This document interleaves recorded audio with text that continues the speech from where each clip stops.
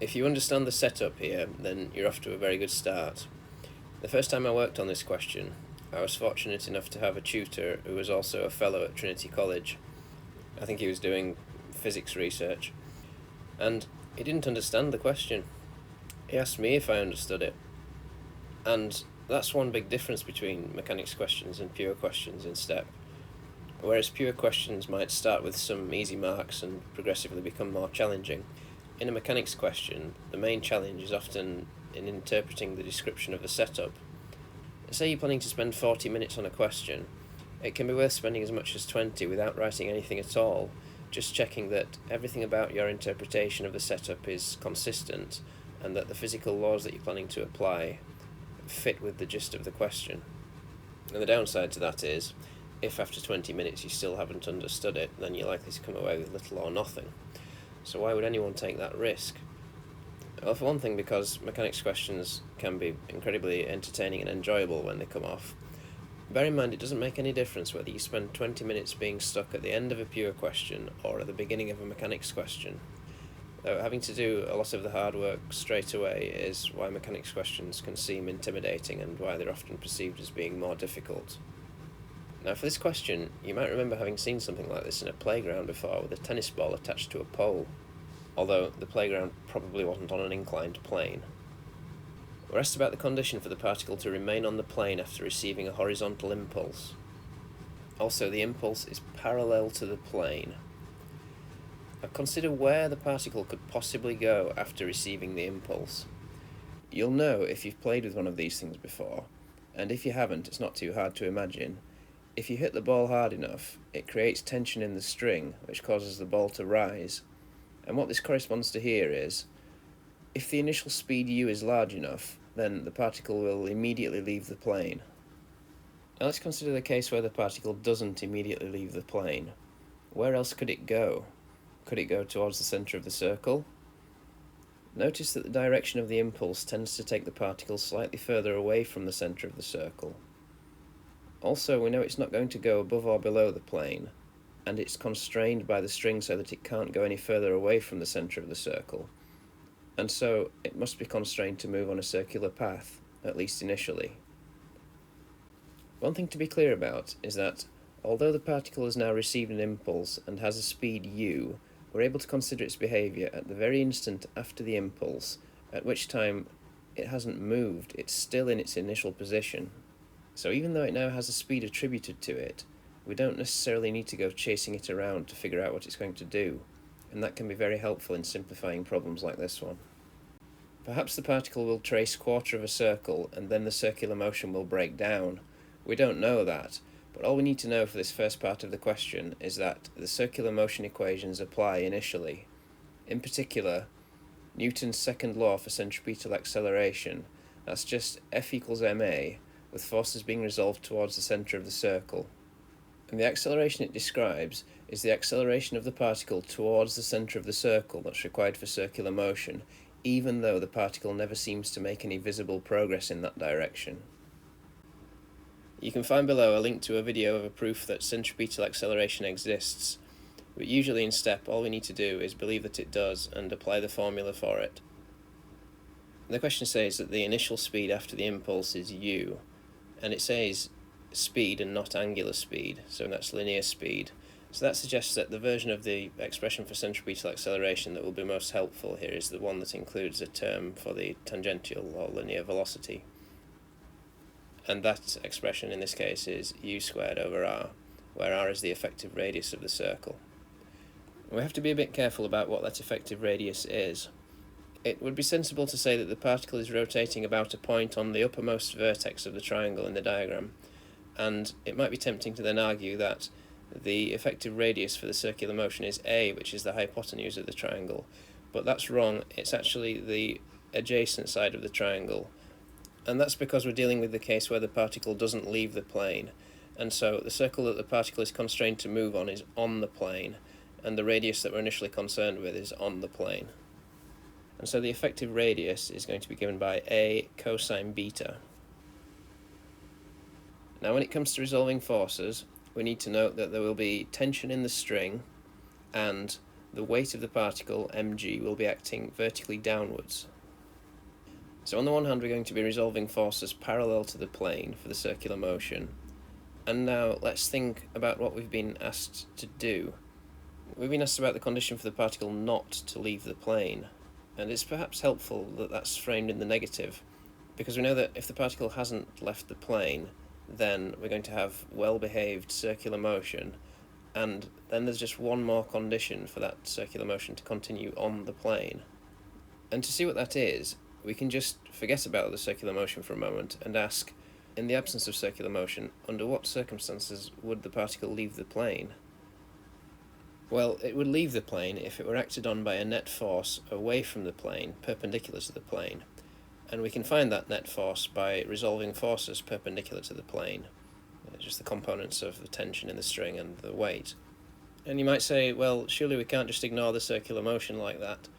The thing to realise is, we're only interested in the circular motion the instant after the impulse. So it's as if we're freezing time and treating this as a statics problem.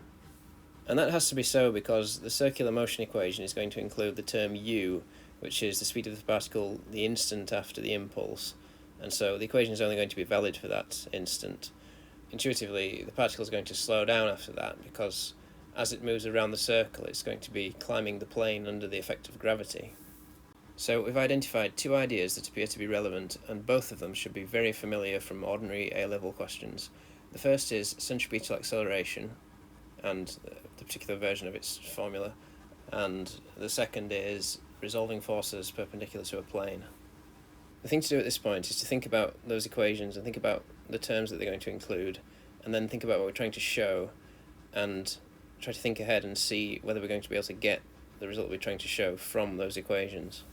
Now if we look at the end of the second paragraph at the result we're trying to show, now the main thing that looks like it might be a problem is that in both of our equations we have tension and mass terms. But that's not necessarily a problem because if we can substitute for one and cancel the other, then everything else there looks like it might fall into place.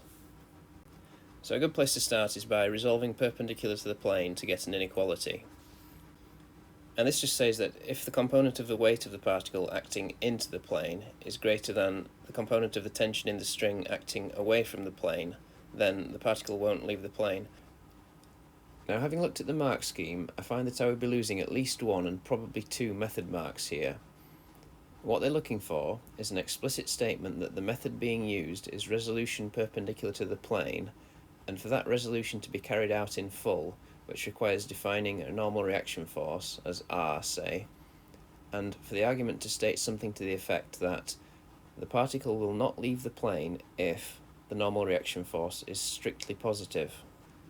And that condition turns out to be equivalent to the inequality that I've written down straight away there. So should I feel aggrieved at having lost 2 marks there? Well, no, not really, because this is a show that question. If examiners were to start allowing the omission of parts of arguments, where would it end? People would be writing answer self-evident and expecting full marks. A more concrete reason why my argument is insufficient is because it's not clear why that inequality, as I've written it there, has to be strict. Suppose it weren't strict, and equality were allowed. Consider that equality case. The particle is in equilibrium. There's no net force lifting it away from the plane. So in what sense can it be considered to have left the plane? The answer is, if the force exerted on the particle by the plane, that's the normal reaction force, is 0, then the particle can be considered to have left the plane. And this is very common in mechanics questions. Whenever it's a question of the conditions for contact between two objects, it's necessary to refer explicitly to the normal reaction force, which is also sometimes called the normal contact force. Next we have the circular motion equation, and again this is the version of F equals ma for centripetal acceleration. The left hand side is the net force towards the centre of the circle, and the right hand side we have the mass times, and the rest of it is the acceleration, which includes the effective radius in the denominator. The way I prefer to do this is to write this second equation in terms of something useful, either t sine beta or mg cosine alpha. It doesn't matter which, and here I've chosen t sine beta, and I've used the abbreviations S bar for sine beta and C bar for cosine beta. Now, substituting that into the inequality gives this.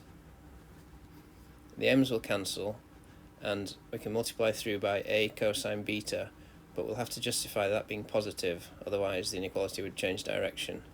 And so the point A, which is the uppermost vertex in the diagram, being above the plane, implies that the angle beta must be between 0 and pi over 2, and so cosine beta must be positive. Now I wasn't sure about this when I wrote it, because for one thing, A being above the plane doesn't preclude beta being between 90 and 180 degrees, in which case cosine beta would be negative, and writing a full justification is actually quite awkward.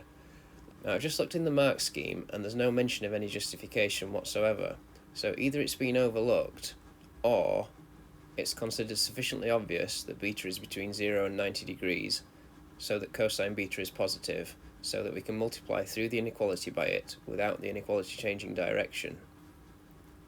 I would say, as a rule, before multiplying through an inequality by some term, always consider the sign of that term, and if justifying its sign isn't too laborious, then doing so won't do any harm, and may even be worth a mark or two.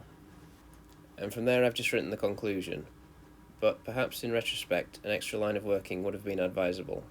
Now, even in a show that question, you don't have to write every single line of working, but in each case the question the examiner asks is, was the result legitimately obtained?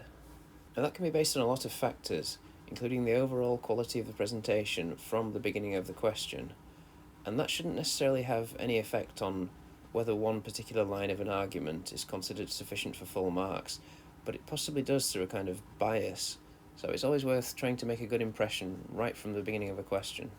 For the next part, we're asked to find a necessary condition for the particle to perform a complete circle whilst in contact with the plane. As we typically have in mechanics questions, this is an ideal system with a smooth plane and an inextensible string, so we can expect to be thinking about conservation of energy.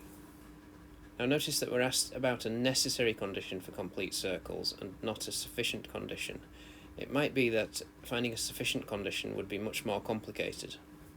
For instance, a necessary condition for the particle to perform complete circles whilst in contact with the plane is that it reaches the top of the circle or the highest point on the circle without the circular motion having broken down.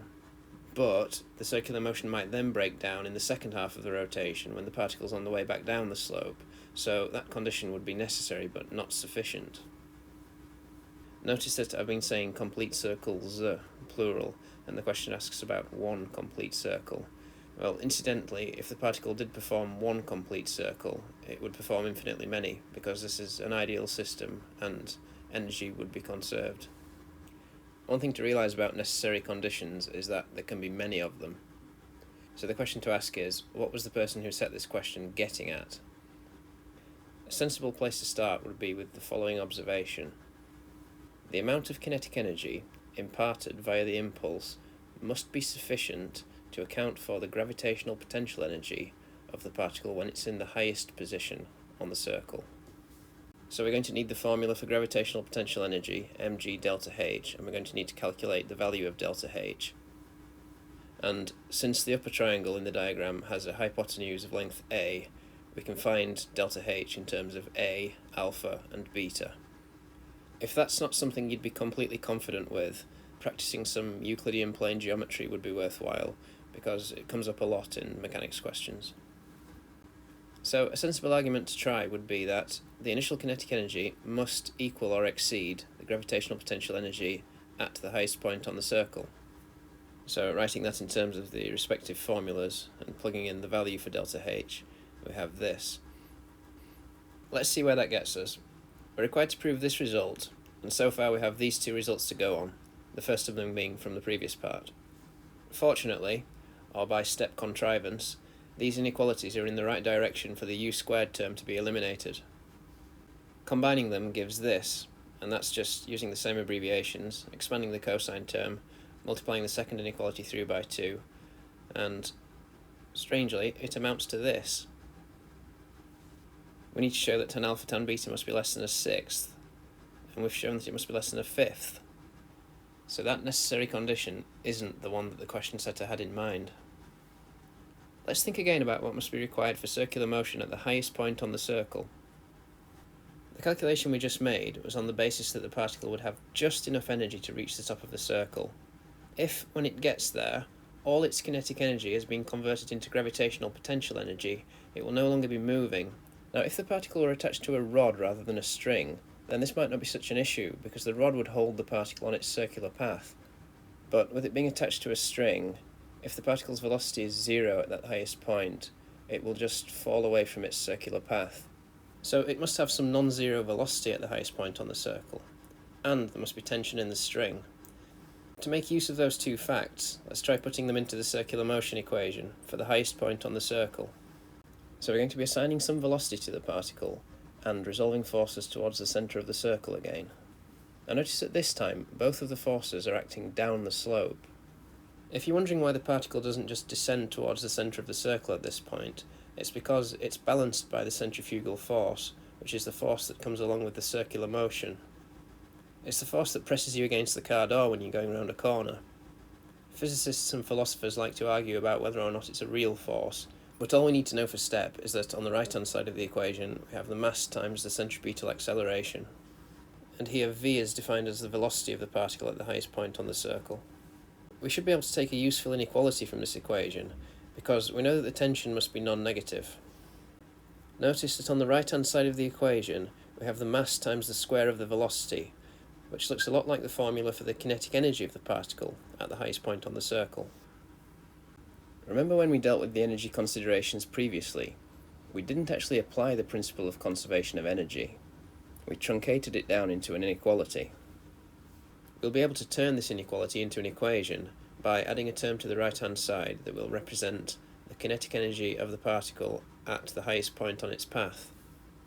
So that's why getting an inequality involving mv squared looks like it might be helpful. Now, we've already justified cosine beta being positive, so we can argue that the tension in the string must be non-negative when the particle reaches the highest point on its path. So we get this inequality, which gives us a minimum possible value of the particle's kinetic energy when it reaches the top of its path. So instead of the inequality that we had before, which was this, by conservation of energy, we now have an equation, with the only difference being the inclusion of this subsequent kinetic energy term. And then applying the inequality that we just derived gives this. Let's look again at what we're trying to prove. This time we have these two results to go on, and happily, this time, we get the right answer. The thing to take away from this is that there can be more than one sensible choice of necessary condition, and if the one you try the first time isn't the one that they had in mind, then don't give up. And also, in problems like this, with a particle on a string, when it's a question of the conditions for circular motion, it's often an observation about tension in the string that they're looking for.